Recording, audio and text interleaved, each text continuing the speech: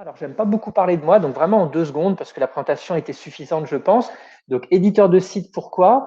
Même si les noms de domaine sont ma passion, mon activité principale, il y a énormément de mythes sur cette activité et personne n'en vit vraiment. Pour moi, c'est un hobby. Alors, j'ai vendu 25 domaines hier, hein, mais malgré ça, si vous regardez les calculs, etc., c'est vraiment très difficile d'en vivre. Alors que quand vous avez des sites internet, vous avez des revenus récurrents, vous avez des possibilités de vendre des produits. C'est quand même beaucoup plus riche. Donc, les noms de domaine, je vais en parler en tant que passionné, mais mon activité principale, c'est quand même éditeur de site depuis à peu près 2000. Donc, ça fait assez longtemps. Profil international, donc comme Patrick a dit, je suis basé en Espagne depuis une quinzaine d'années. Auparavant, j'ai un grand attachement avec les pays d'Europe de l'Est. J'ai beaucoup voyagé et dans 15 ans, je suis sûr que je serai encore ailleurs. Donc, le profil international, c'est une de mes caractéristiques et ça me permet de prendre du recul par rapport à la France. Et je me rends compte que, par exemple, dans le domaine du SEO, le niveau est exceptionnel. Donc, vous pouvez peut-être pas le voir si vous êtes acteur du secteur, Patrick, Jackie, etc. Ils s'en rendent pas compte.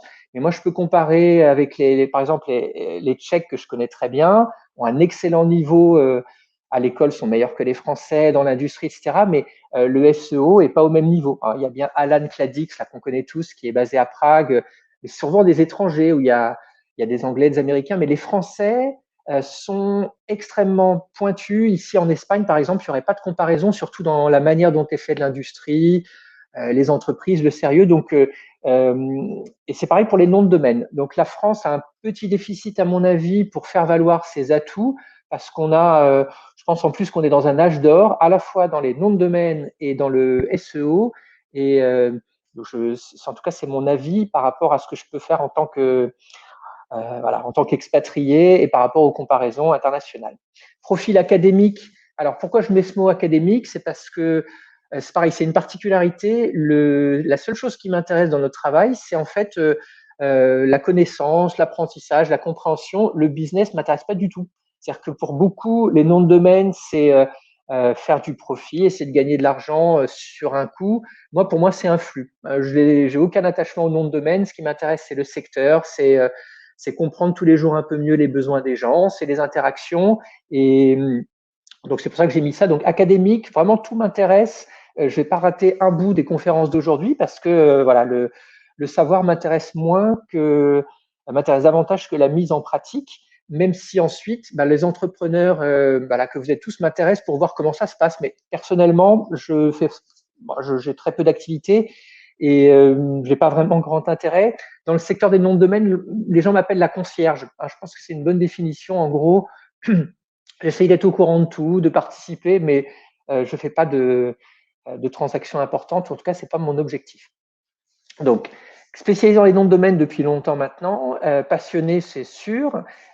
Concrètement, de quoi il s'agit? Donc, j'achète et je vends des noms. Donc, je ne compte pas, mais ça doit être des dizaines de milliers depuis que j'ai commencé. Souvent, c'est des toutes petites transactions. La différence avec les collègues qui vont essayer de faire une belle vente qui va leur permettre d'avoir 1 ou 2 mois, 3 mois, 4 mois tranquilles, c'est que moi, je vends vraiment à des prix très bas et je ne prends pas beaucoup de risques non plus sur les achats. C'est plutôt, donc, comme je vous disais, le nom de domaine vu comme un flux. Je fais également des audits, on organise un événement, on a un groupe Facebook, je suis très actif dans la communauté, absolument tout m'intéresse, une chaîne YouTube, mais voilà, c'est l'essentiel de la présentation en ce qui me concerne. On va aller au fond maintenant. Et ce dont on va parler aujourd'hui, eh bien, c'est pas évident parce que les noms de domaine, c'est transversal et c'est extrêmement riche. C'est-à-dire qu'on est dans un secteur, le web n'existerait pas sans les noms de domaine, et qui concerne beaucoup de métiers. Donc, notamment les domaines expirés qui sont très à la mode et très souvent, on m'invite, notamment de la part des SEO, à parler des domaines expirés parce que c'est un sujet brûlant.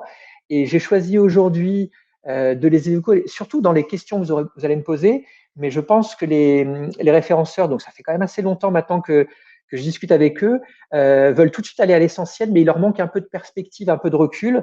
Donc, dans la présentation d'aujourd'hui, on va être obligé de parler de nom de domaine et de manière générale avec tous les aspects. Donc, les domaines expirés, ça n'est qu'une partie, même si c'est celle qui concerne le plus aujourd'hui les référenceurs pour des raisons qu'on va quand même évidemment évoquer. Et on parlera des plateformes. Et je suis sûr, dans les questions que vous aurez, voilà, ça sera très précis à ce sujet. On parlera aussi des PBN. Donc ça concerne les référenceurs. très à la mode aujourd'hui. C'est évidemment, on a besoin de noms de domaine pour un PBN, c'est-à-dire les petits sites que vous allez développer qui vont vous servir à pousser un site principal ou qui vont peut-être vous servir à éventuellement obtenir quelques positions. Mais le terme de PBN, donc Private Blog Network, c'est en général conçu au pluriel. Donc des PBN, on en a beaucoup. Donc on a besoin de beaucoup de noms de domaine. Donc tous les jours, j'ai des gens qui viennent me voir et qui me disent, écoute David, j'aurais besoin de 30, 40, 50 noms de domaine dans telle ou telle thématique parce que le PBN est vraiment à la mode. Moi, je ne peux pas fournir. On expliquera pourquoi. Souvent, on a des attentes qui sont différentes de la réalité du marché. Donc, j'en profiterai aussi pour vous expliquer concrètement ce qu'on peut trouver avec les noms de domaine. Et malheureusement, c'est beaucoup moins sexy que ce qu'on imagine en regardant les enchères et en regardant Udot, Kivdom, etc. EMD, Exact Match Domain, ce sont des domaines dont on doit parler aussi, qui ont un petit avantage pour le référencement. Par exemple, voiture.com. Nous, on expliquera que le vrai intérêt de ces noms-là, c'est plutôt en termes de branding. Donc, c'est aussi quelque chose qui compte pour nous. Alors, le branding, il est ici, naming. Pensez bien, il n'y a pas que des référenceurs qui nous écoutent. Si vous voulez créer un site, c'est très important de réfléchir à la qualité du nom. Beaucoup de personnes souhaitent un nom avec un TF de temps, un TTF de temps. C'est sûr que le référencement compte dans votre projet, mais si vos clients ne sont pas capables de se souvenir exactement de votre nom, si vos clients ne peuvent pas l'orthographier, si vos clients ne le mémorisent pas bien ou en tout cas ne l'identifient pas précisément avec ce que vous faites, eh bien vous aurez un mauvais nom. Donc on expliquera ce que c'est qu'un bon nom de domaine et c'est tout un univers et c'est passionnant. Les nouvelles extensions qui sont au milieu, là, le troisième point, on en parlera parce que depuis 2014, il y a 1200 nouvelles extensions. Aujourd'hui, je ne suis pas obligé de prendre un .com, un .fr, un .org ou un .net. Le choix est illimité et ça a des conséquences sur les choses à prendre en compte au niveau juridique, au niveau de sécurité, au niveau marketing. Donc, les nouvelles extensions, on en parlera et j'espère que vous aurez des questions. C'est un univers passionnant. Je ne pourrais pas vous emmener sur tout. Le plus intéressant, je pense, dans les nouvelles extensions, c'est que n'importe qui peut les créer.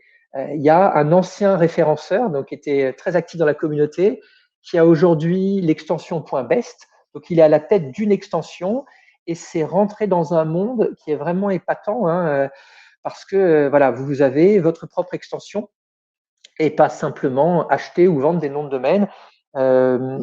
Les propriétaires d'extensions, il faut savoir que c'est Google, c'est Amazon, il y a vraiment des enjeux considérables et les plus grandes entreprises du monde sont présentes dans ce secteur. Donc, on en parlera si ça vous intéresse. En tout cas, on l'évoquera.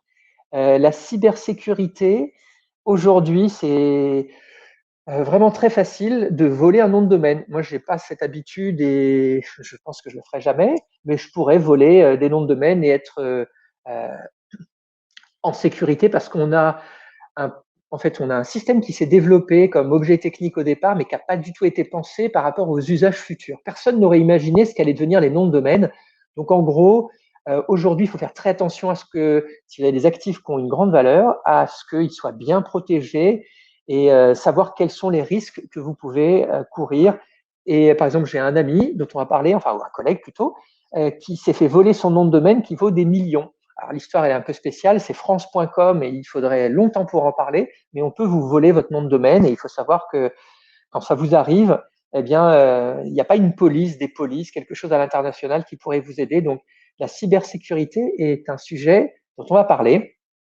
Alors, si vous n'êtes pas parti, parce que là, on voit que c'est très vaste, hein, les plateformes. Donc là, je pense que les plateformes, ça plaît à tout le monde. Donc, je vous aiguillerai sur qu'est-ce que je peux faire avec des noms de domaine et surtout où je peux les trouver. Donc les plateformes, il y en a énormément. On parlera simplement, moi j'en ai deux par exemple, on ne parlera pas des miennes, parce qu'elles sont petites et elles sont secondaires. On parlera de celles dont vous aurez besoin pour les usages principaux. Et dernier point, donc là je suis désolé, mais c'est vraiment important de bien comprendre que lorsque vous êtes référenceur, éditeur de site, le droit est une composante que vous devez connaître.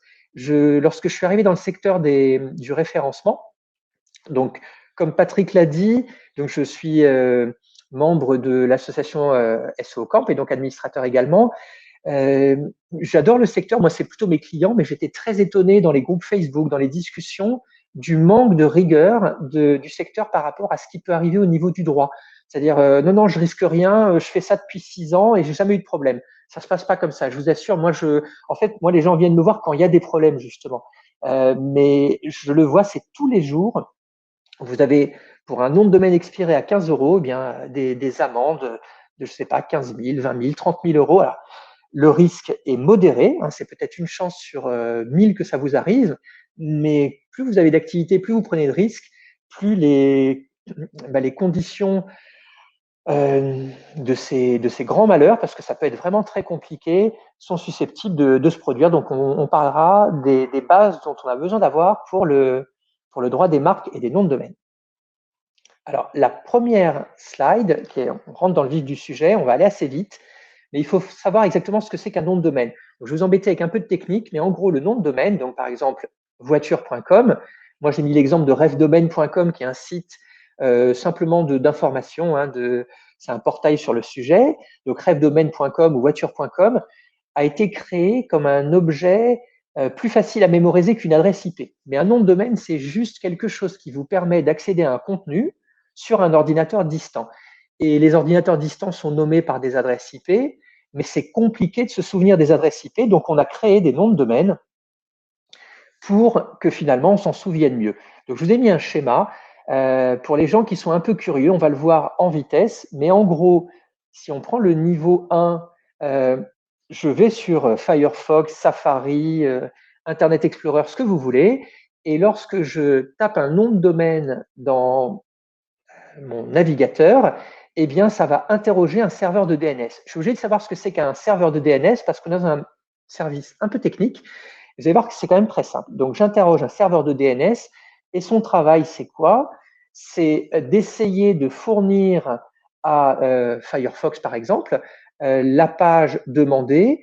Et pour ça, il doit savoir à quoi correspond rêve-domaine, quelle est l'IP correspondante à rêve-domaine. Donc, le serveur DNS, c'est simplement un ordinateur qui fait le match entre un nom de domaine et une adresse IP. Donc là, on ne va pas rentrer dans le détail, mais si le serveur DNS ne sait pas, celui que vous interrogez, il va demander à d'autres. Et si le suivant ne sait pas, il demandera encore à un autre. Et au fur et à mesure, on aura l'info. Et lorsqu'on a l'info, on la stocke. Comme ça, on peut la servir au prochain et je serai capable de donner la réponse immédiatement. Et j'envoie, c'est le principe du serveur DNS, la bonne adresse, et Firefox ou Internet Explorer, ce que vous voulez, est capable de me fournir la page correspondante, donc le contenu qui est sur un serveur distant. C'est le principe donc du mapping entre les noms de domaine et les adresses IP. Alors pourquoi je vous dis ça? C'est parce qu'en fait, au début, le nom de domaine n'avait pas vraiment d'enjeu. C'était simplement une adresse. C'était comme les adresses IP, mais simplement un peu plus simple à retenir. Et on s'est retrouvé dans une situation où on n'a pas du tout anticipé que les noms de domaine pourraient avoir de la valeur, pourraient être recherchés, pourraient être l'objet de convoitise. Donc, ça a été créé, premier arrivé, premier servi. Vous prenez un nom de domaine, eh bien, voilà, c'est vous qui l'avez. Vous êtes même, on devrait dire, premier arrivé, unique servi. Il y a un seul nom de domaine. Si vous prenez par exemple Orange, ça peut être une ville, ça peut être une marque, ça peut être une couleur, mais il y aura un seul orange.fr. Et ça, on n'y avait pas pensé. C'est-à-dire qu'on a, contrairement aux marques où on peut avoir des marques qui cohabitent, il suffit qu'elles soient sur des classes différentes, mais il y a des marques qui sont, voilà, si on tape une marque, je sais pas, Cool dans la base à l'INPI, il y aura des tas de marques qui vont sortir. Cool.fr, il n'y en a qu'un seul. Donc le nom de domaine, il n'a pas été pensé par rapport à ses usages et on va se rendre compte que c'est très compliqué. Aujourd'hui, la règle du premier arrivé, premier servi, en pratique, elle n'existe plus parce que tout le monde a compris que les noms de domaine ont de la valeur et si vous voulez un nom de domaine de valeur, vous ne pouvez plus l'enregistrer. Donc, une des premières choses que je vous recommande, c'est de prendre le réflexe, si vous avez un projet un peu important, de ne pas penser que le nom de domaine, vous allez enregistrer. Un nom de domaine, c'est un actif qui a de la valeur et il faudra faire des efforts pour l'obtenir et on essaiera de le détailler. Un point important, c'est que le nom de domaine, vous n'en êtes jamais propriétaire. Vous n'êtes jamais titulaire d'un nom de domaine. Vous devez le renouveler tous les ans. Enfin, vous pouvez renouveler jusqu'à un maximum de 10 ans. Et le nom de domaine que vous allez renouveler, si vous ne le faites pas, il rentre dans plusieurs périodes selon les extensions. Et il va rentrer dans un processus et il va expirer. Et le nom de domaine que vous allez perdre, vous n'avez plus de droit dessus. Il y a énormément de gens, moi je récupère des noms de domaine qui viennent et qui m'insultent, qui me disent voilà, voleur, tu as volé mon nom de domaine, etc. C'est très cruel, mais ça ne fonctionne pas comme ça. Donc attention à bien renouveler vos noms de domaine, attention à bien les sécuriser, parce que les noms de domaine, ça se perd énormément. Et donc la base de mon activité, c'est justement de vérifier les noms de domaine qui n'ont pas été renouvelés. Bien souvent, c'est par oubli, bien souvent, c'est par erreur, etc. Donc, on expliquera les bonnes pratiques pour éviter que ça vous arrive parce que vous pouvez perdre entièrement votre activité. Donc, on va passer au slide suivant. Et là, vous allez vous rendre compte que les noms de domaine, en fait, qui est concerné, c'est très très large. Donc, j'ai mis en premier les référenceurs. J'aurais pas dû mettre la tête de ce jeune homme sympathique, etc., qu'on connaît tous, hein, je pense. Je ne sais pas si Patrick il est avec nous là. C'est qui est-ce que j'ai mis en photo, s'il te plaît? Olivier Andrieux. Voilà, donc voilà, Olivier Andrieux. Et en fait, pour le coup, c'est un excellent référenceur. Moi, j'adore ce qu'il fait, mais il n'est pas très orienté vers la partie linking, vers la partie nom de domaine. Donc, j'aurais peut-être dû mettre une autre photo. En tout cas, croyez-moi, les référenceurs sont les plus grands consommateurs de noms de domaine et eux sont concernés. Mais c'est pas tout. Les juristes, donc là, j'ai mis une juriste connue, que vous allez voir de plus en plus, je pense, dans les semaines à venir. Les juristes sont énormément concernés et pour eux, c'est une aubaine parce que contrairement aux marques qui sont habitués à cohabiter, les noms de domaine génèrent un nombre de litiges incroyable. Et il faut savoir que ces litiges répondent à des processus qui sont différents du droit des marques. Le droit des noms de domaine fonctionne avec des procédures particulières, avec des tribunaux particuliers. Donc, on sera obligé d'expliquer. C'est un environnement à connaître. Donc, les juristes connaissent les noms de domaine et sont des acteurs importants. Si vous êtes une agence digitale, donc là j'ai mis pareil une photo d'un jeune homme que vous connaîtrez peut-être et qu'on salue si c'est le cas. Donc les agences digitales sont obligées de connaître l'ensemble des composantes des noms de domaine parce que c'est transversal pour le web. Aujourd'hui, je ne peux pas gérer un site web si je n'ai pas les informations au niveau informatique, juridique, référencement, marketing. Donc les agences digitales sont toutes concernées par les noms de domaine et en France, on est plutôt en retard, on expliquera pourquoi.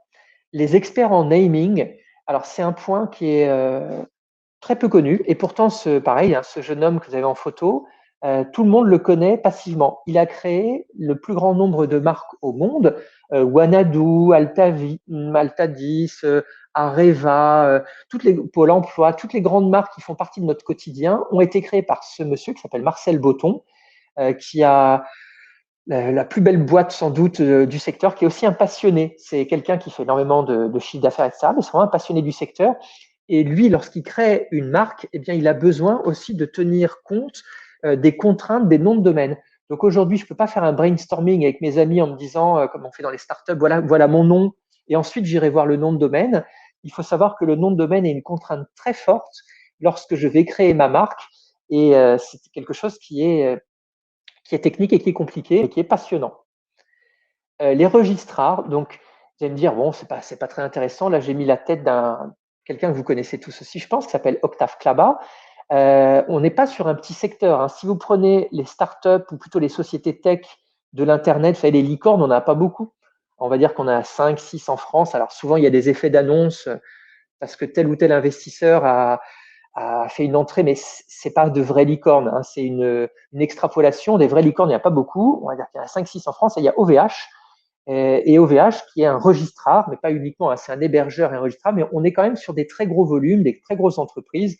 Donc les registrars, eux, sont très concernés par les questions des noms de domaine, puisqu'ils en vendent et en achètent tous les jours. Ensuite, décideurs Internet et start-up. Donc là, pareil, j'ai mis une photo. Si vous ne connaissez pas ce garçon, c'est un vrai spécialiste mondial. Je pense que c'est même le meilleur au monde. Et c'est comme je vous disais au début, c'est-à-dire que les Français, c'est pas connu, mais ils sont extrêmement pointus dans le secteur de l'Internet. On n'a pas malheureusement les sociétés qui le démontrent, mais en termes de connaissances, voilà, ce garçon, c'est celui qui fait les plus gros investissements au monde. Lorsque vous avez un ticket de 500 millions à investir, il va vous conseiller.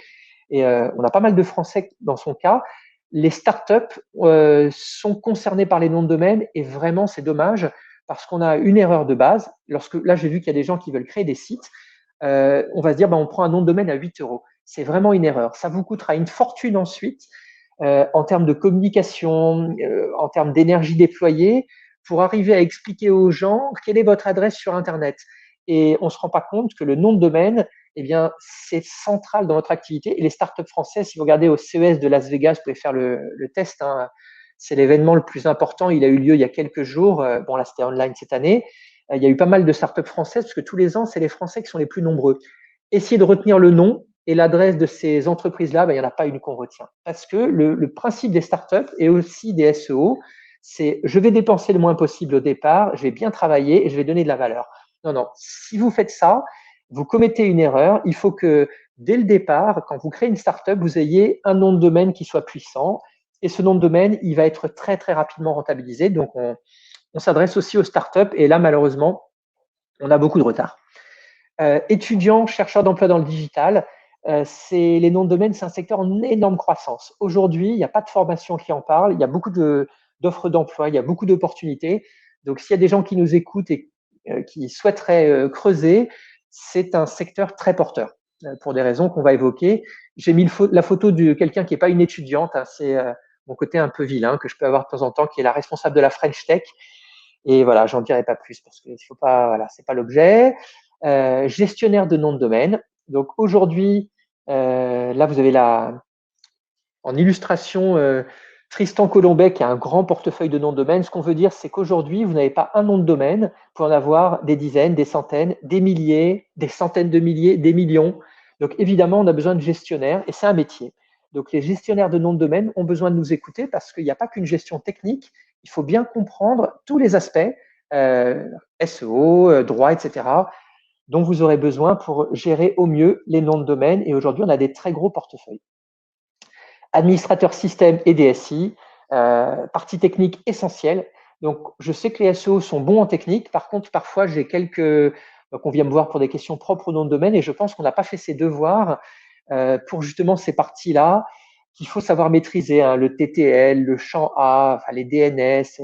Tout ça, c'est pas passionnant, mais ça va vous prendre une demi-heure et c'est indispensable à comprendre pour être efficace dans notre secteur et éviter voilà, de perdre beaucoup, beaucoup d'argent. Et dernier point, les investisseurs. Donc, les investisseurs, on en parlera assez peu parce que mes collègues domaineurs ont tendance à insister sur le rôle des noms de domaine en tant qu'actifs, un peu comme vous savez avec les cryptos, que ça a beaucoup de valeur et qu'on peut gagner beaucoup d'argent avec ça. En fait, pas du tout. Hein. C'est du storytelling et les seuls qui gagneront de l'argent, c'est ceux qui vont vous vendre un nom de domaine. Donc, si vous êtes investisseur, ça sert à rien de venir là. Vous avez la photo de Warren Buffett. Alors Warren Buffett, que tout le monde connaît, il est effectivement dans le secteur des noms de domaine, mais il n'est pas investisseur en tant que acheter et vendre des noms de domaine. Lui, il a carrément l'internet. Enfin, c'est lui qui possède l'internet. Par exemple, le .com. Je vais faire des caricatures, ce qu'on n'a pas le temps de détailler, appartient à Warren Buffett. Il appartient à VeriSign. Et VeriSign, lui, il en est l'actionnaire le plus important. En gros, il a très bien compris l'importance de l'internet, mais c'est pas vraiment acheter et vendre des noms de domaine. Ça, c'est pour trouver des pigeons et faire des plus-values. Les investisseurs, effectivement, pourraient quand même venir dans notre secteur. Hein, il y en a, mais c'est très technique, très compliqué. Il faut s'y connaître. Et une fois que vous vous y connaissez, effectivement, il peut y avoir des moyens de gagner de l'argent. Donc, premier slide un peu précis, élément central de l'identité numérique. Donc, l'idée principale, c'est que vous ne pouvez pas choisir un nom de domaine, même si vous appelez Jurine, jurine.com. C'est-à-dire que c'est votre carte de visite sur Internet, c'est ce qui va vous définir et c'est vraiment nécessaire de savoir comment identifier les erreurs, les risques. Je vous ai mis quelques exemples ici, par exemple Penisland. Alors, en fait, je pense qu'ils ont pensé Pen Island, l'île du stylo, mais vous ne pouvez pas vous appeler Penisland ou Pen Island quand vous avez une boutique de stylo. Ça, on s'en doute. J'ai mis quelques exemples comme ça, qui sont des mauvais noms de domaine.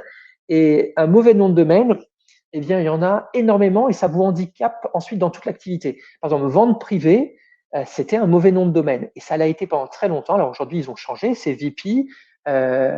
Covoiturage.fr, c'était un mauvais nom de domaine, c'est devenu Blablacar.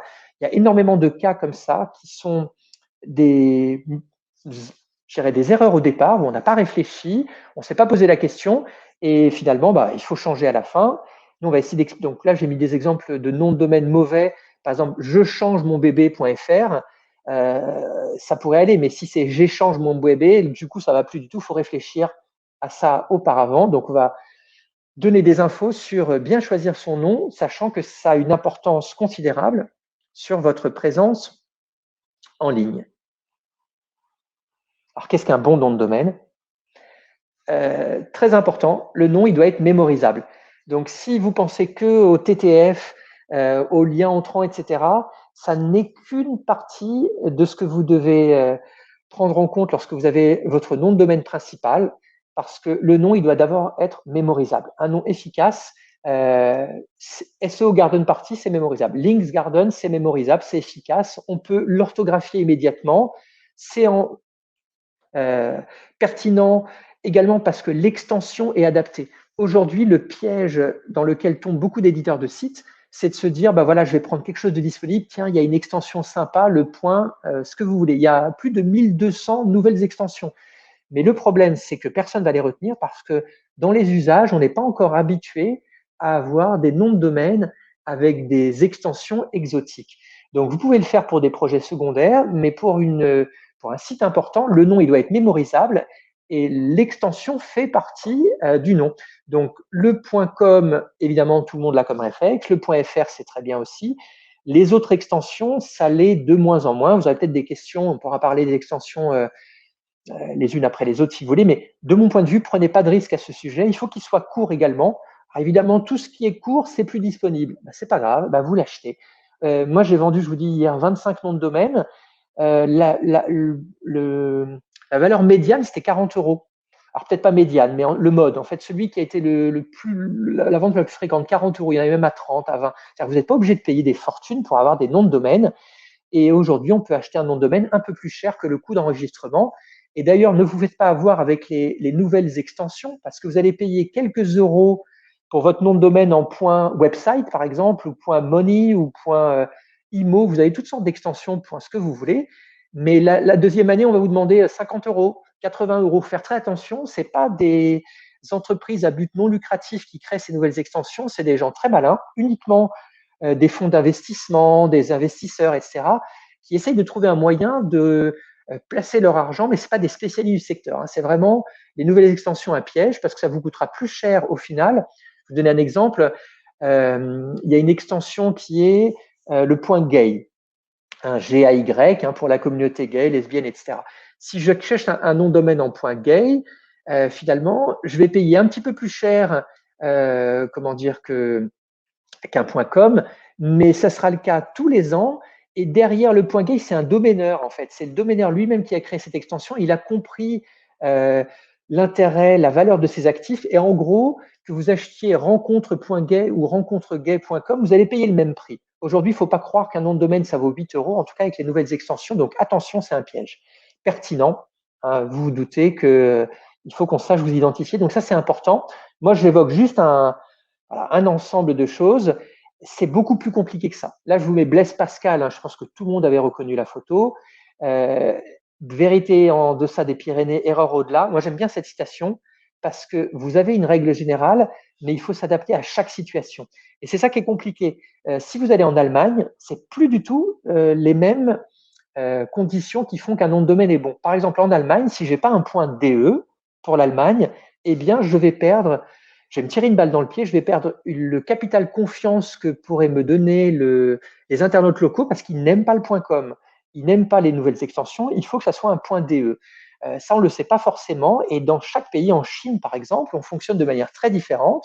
Les chiffres font partie de l'environnement des noms de domaine, donc il faut savoir que lorsque vous avez une visée internationale, le fait de se dire, voilà, j'ai un nom de domaine très fort pour le référencement, c'est mon .com et derrière, je mets des répertoires et puis je m'adresse à des populations distinctes, mais à partir d'un site principal, c'est ce qui se fait le plus souvent. Si vous avez une stratégie davantage adaptée aux besoins locaux, ça sera plus efficace.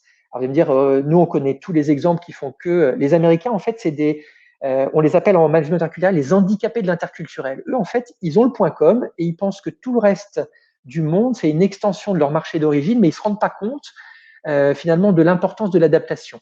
Donc, je pourrais vous donner des tas d'exemples de sociétés qui ont réussi avec une stratégie locale. Je suis dans chaque pays, si c'est nécessaire, je prends l'extension locale. Et alors, c'est pas rentrer dans les détails des exemples, mais il y en a plein, et faites-moi confiance.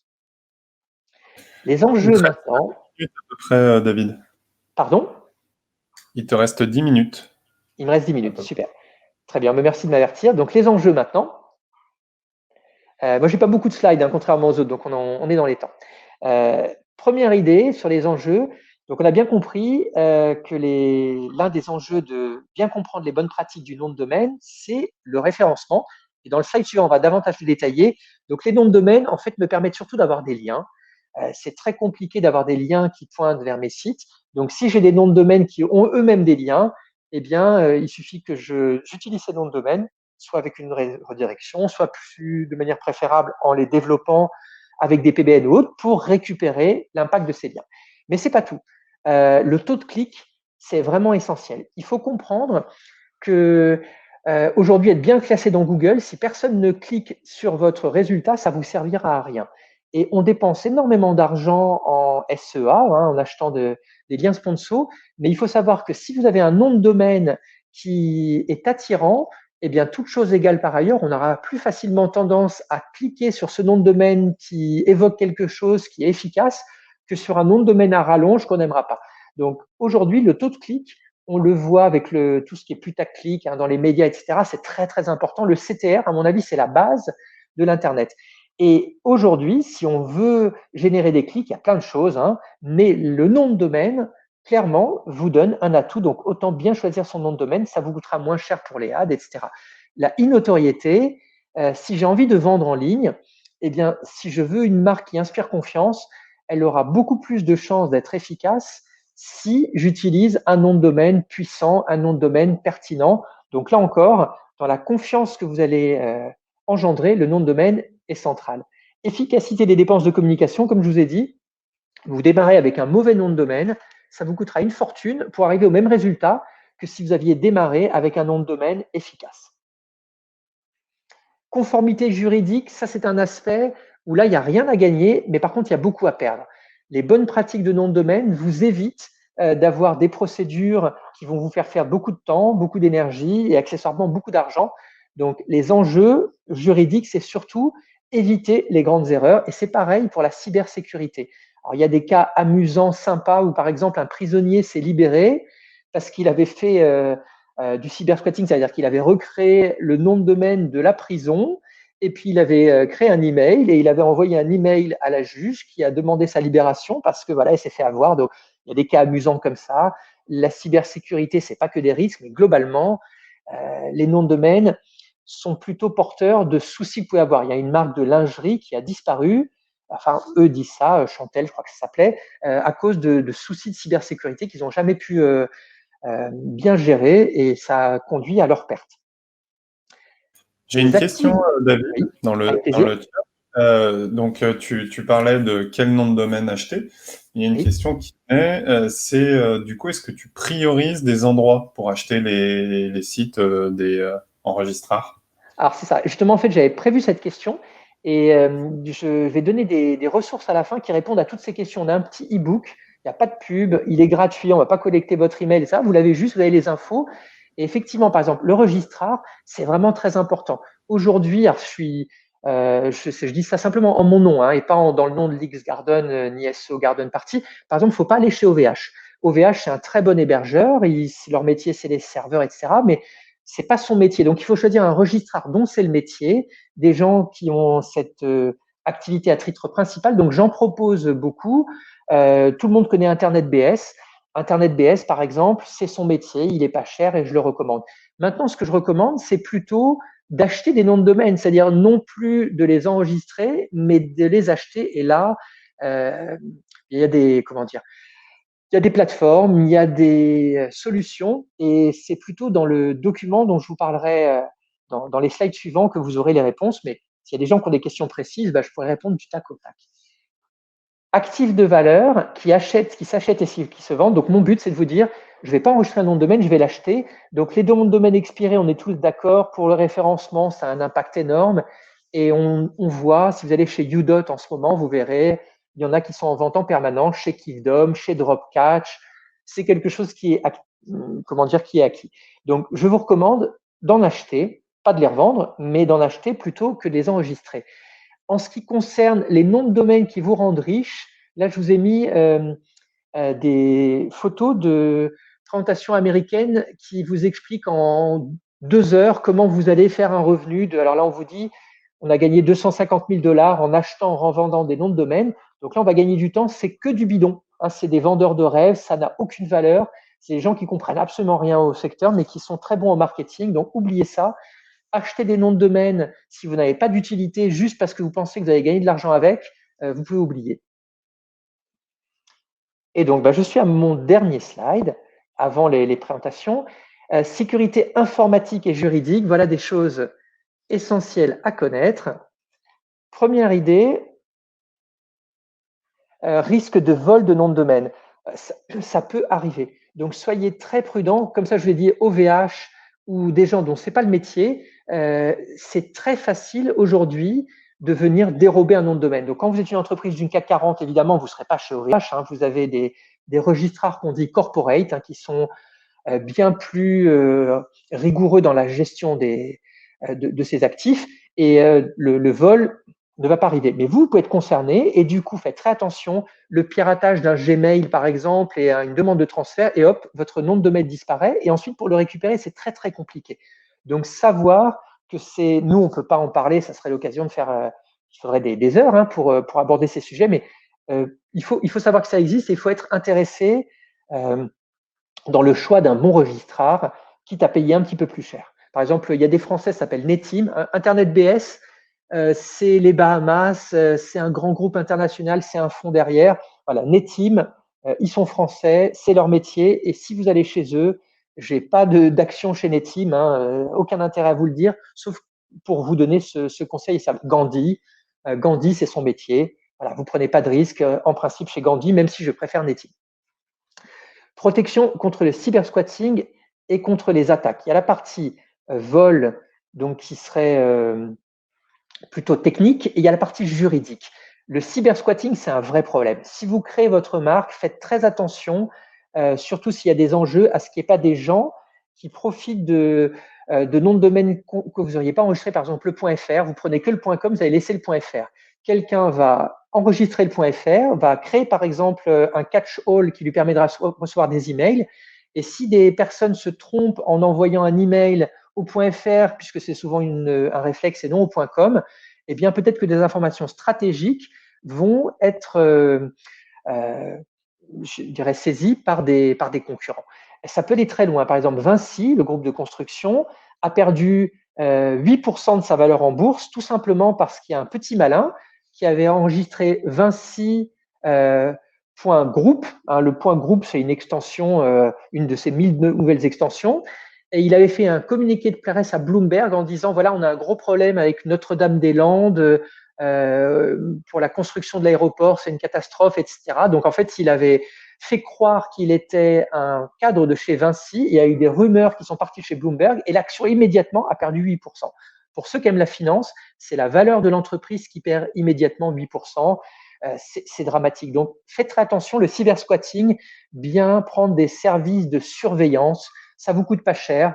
Un service de surveillance qui vous permet d'être averti à chaque fois que quelqu'un va enregistrer un nom de domaine proche de votre marque, que quelqu'un va utiliser votre marque, c'est nécessaire. Donc, nous, on ne pourra pas parler de tout, mais le cybersquatting est géré par des tribunaux. Pareil, s'il y a des questions, je vous expliquerai ce que c'est que le CIRELI. En France, on est très bien.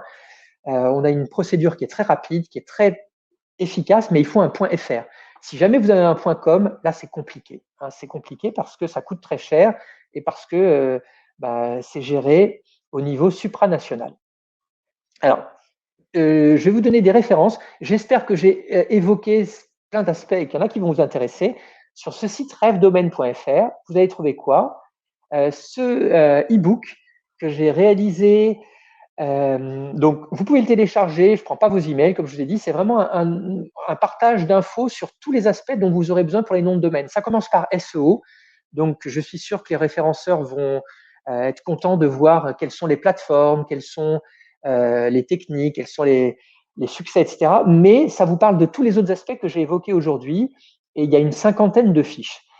Sur F-Domain, vous allez trouver donc ce petit book, également d'autres choses, un groupe Facebook où vous êtes tous invités. Si vous avez une question précise sur les noms de domaine, il vaut mieux demander à des gens dont c'est la spécialité.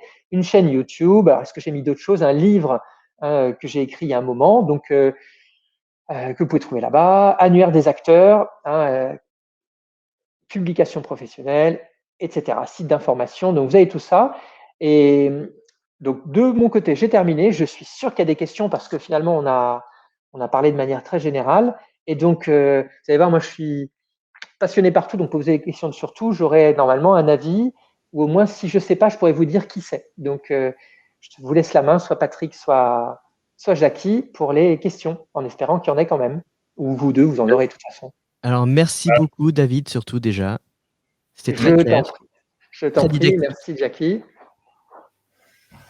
Alors, effectivement, il y a eu pas mal de questions. Tu as évoqué le côté que c'était primordial d'avoir un point .de en Allemagne. Est-ce que pour toi, il y a la même mécanique en France avec le point .fr? Alors, excellente question. Non. Non, en France, le point .com, ça va encore. Par contre, la tendance est assez étonnante. Moi, quand j'ai commencé les noms de domaine, on me disait investis dans le point .fr, ça sera l'avenir et tout. Le point .fr, il valait 10% du point .com à peu près. Et moi, je ne croyais pas. Je me dis point .fr, c'est pas terrible et tout. En France, on a une administration qui est pas terrible. L'AFNIC, qui gère le point .fr, c'est une mission de service public, elle le fait très bien et le point .fr ne fait que monter. Donc, je dis qu'aujourd'hui, le point .fr, il est plus sécurisé. Je vous le recommande. C'est pas obligatoire. On verra dans 10 ans. Je pense que dans 10 ans, on fera comme l'Allemagne, comme la Pologne, comme les Pays-Bas, où le point .com, on n'en veut pas. Moi, je me suis fait avoir. J'ai acheté une machine à courir pendant le confinement. C'était un point .com. C'est mon métier. J'ai perdu 600 € parce que c'était de la fraude. En point .fr, j'aurais pu avoir une chance de me faire moins avoir qu'en point .com, ou en tout cas, j'aurais eu des garanties. Donc, le point .com, il va dans une mauvaise direction et le point .fr, il monte, mais c'est pas indispensable encore. Dans 10 ans peut-être. Ok. Merci pour ta réponse. Donc, on a quelqu'un qui nous demandait comment récupérer un domaine qui comprend sa marque en .com. Donc, tu l'as dit, c'est compliqué, mais est-ce que tu as peut-être une astuce pour que ça le soit un peu moins que si on n'y connaît rien?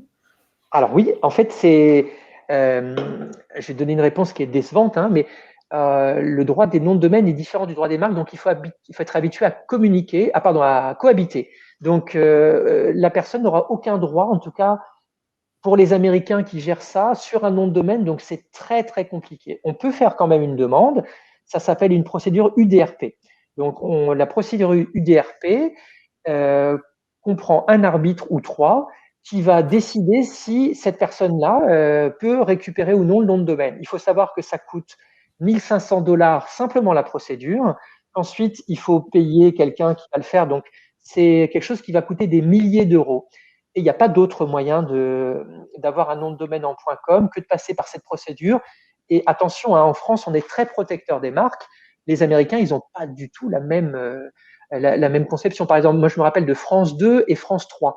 France 2 et France 3.com, c'était un cas où les Français ont fait toutes les démarches, etc., mais ils n'ont jamais pu récupérer France 2 et France 3 par la démarche, par les procédures juridiques. Et finalement, ça a été vraiment très, très mal géré et ils ont été obligés de le racheter. Et souvent, c'est comme ça. Donc, si je veux un nom de domaine, je dois le racheter. Et si celui qui veut me le vendre, il le vend à un prix délirant, etc., je ne l'aurai pas et je suis obligé d'accepter ça.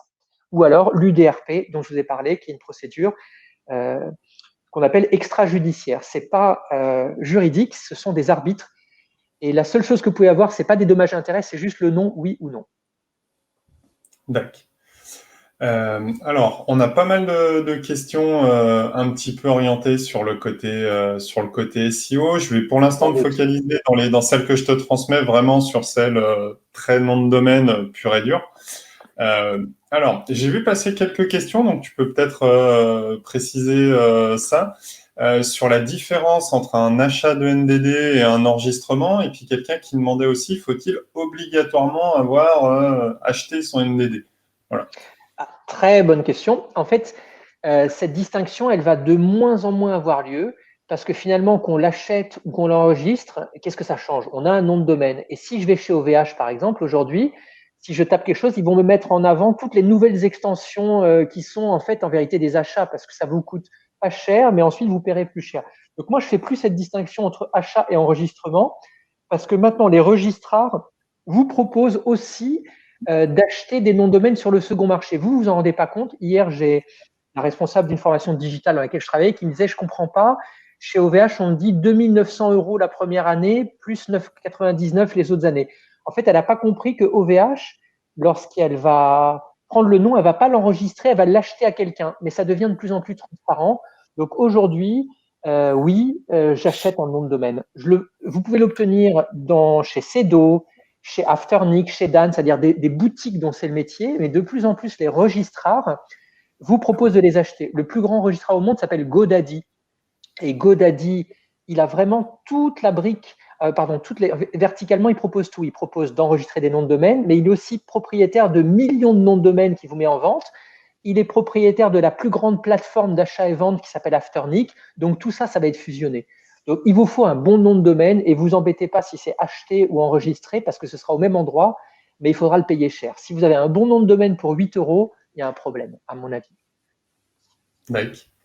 On a une question de Nat qui nous demande si associer des mots de langues différentes dans le nom de domaine, c'est une bonne ou une mauvaise idée. Ah, c'est sympa. Je pense qu'on est sur l'exact match domaine multilangue, là, pour le coup.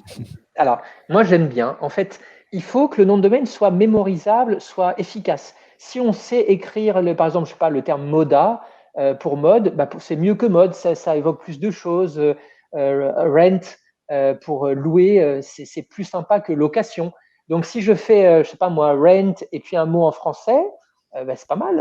Rentvoiture.com, ça me choque pas. Donc, s'il y a des gens qui ont pas envie de dépenser, mais qui ont une petite aptitude à la création, à la créativité, pourquoi pas. Ouais, je pense que si c'est efficace, qu'on peut l'écrire et qu'on le retient, je ne vois pas de handicap. D'accord. Qu'est-ce que tu penses des noms de domaine prénom-nom du branding personnel dans le NDD? Ah oui, alors j'avais mal compris la question au début parce que les Américains ont une démarche très différente des nôtres et ils prennent tous les noms possibles, Laurent Martin, Michel Martin, Sophie Martin, et puis après ils vont les vendre. Donc c'est un business aujourd'hui et ça marche très bien. Donc ça répond un peu à la question parce que si ça marche très bien, c'est que les gens de plus en plus prennent leur nom de domaine et les utilisent. Ça se fait énormément aux États-Unis. Donc est-ce que nous on y viendra? Moi je conseille. Je conseille à comment dire. Par exemple, moi j'ai davidshelley.com.fr et je pense que c'est important d'avoir son nom de domaine. Donc oui, Abdel qui intervient aujourd'hui, il est plus fort parce que lui, il a un nom de domaine avec son nom mais qui n'est pas son vrai nom. C'est Abdel Webseller. Ça, c'est encore mieux. Ou comme Johnny Hallyday, c'est-à-dire vous n'êtes pas obligé d'avoir votre nom, vous pouvez avoir un nom qui serait efficace, qui serait pertinent. Et Abdel Webseller, tout le monde connaît ce nom parce qu'il est facile à retenir, il est efficace.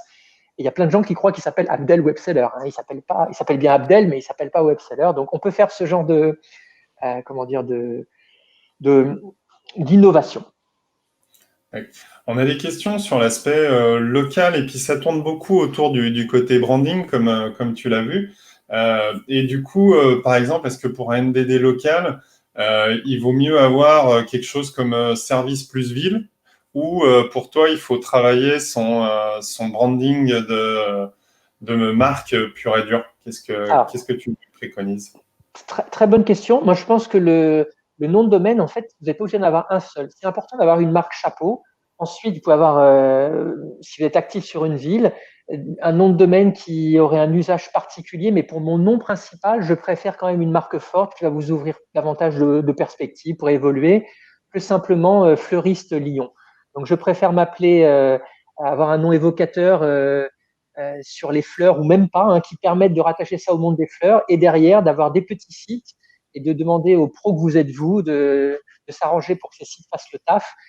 Et ma marque, il faut qu'elle soit une marque forte, assez générale, je pense. D'accord. On nous pose des questions sur les extensions également. Je suis content, il y a des questions, donc j'avais peur que le sujet intéresse personne, mais non. Mais c'est un sujet passionnant. Qu'est-ce que tu penses du .co nouveau .com, nous demande. Ouais. Alors oui, voilà. Ça, c'est il y a des registrars en fait qui sont très sensibles aux campagnes, en fait, aux incitations pécuniaires que vont leur donner les registres. Le .co, En fait, c'est la Colombie, d'accord, mais c'est en gestion par un registre. Le registre, c'est l'organisme qui s'occupe d'une extension. C'est un registre en fait qui fait que des publicités mensongères. Et ça, le .co, c'est bidon. Et ça, ce n'est pas le .com. Il y a quelques registrars qui vont nous faire croire que c'est company, corporate, etc. C'est la Colombie.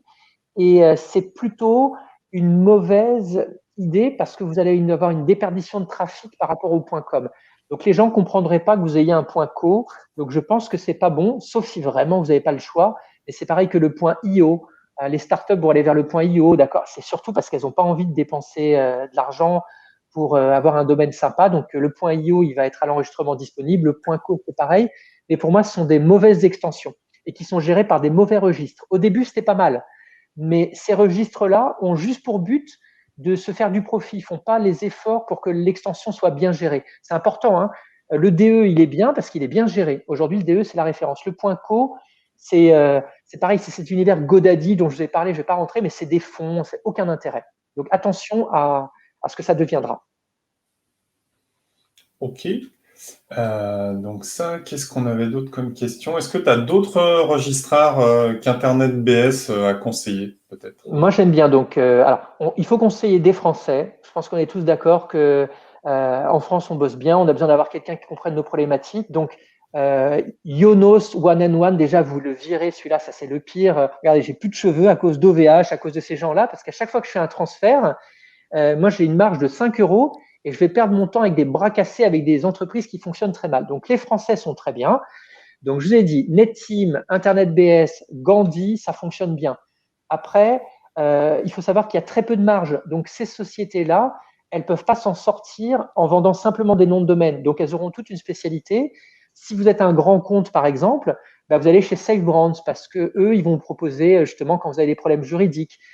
Si vous êtes intéressé par la sécurité, vous allez chez NameShield, qui sont français, même si le nom est américain, c'est des Angevins, parce que eux, ils sont spécialisés dans voilà, tout ce qui est sécurité, juridique, etc. C'est des sociétés plus complètes. Donc, prenez des boîtes françaises, renseignez-vous et surtout n'écoutez pas le marketing. Parce que GoDaddy, qui est le numéro 1 au monde, c'est un cauchemar. C'est une boîte qui est la meilleure parce qu'il y a énormément d'investissements publicitaires, de marketing, mais c'est en dessous de tout. Donc, attention à bien choisir son registrar. Et les Français sont très bien. Pas tous, hein, mais globalement, en France, on est mauvais en marketing, en storytelling, et on bosse bien.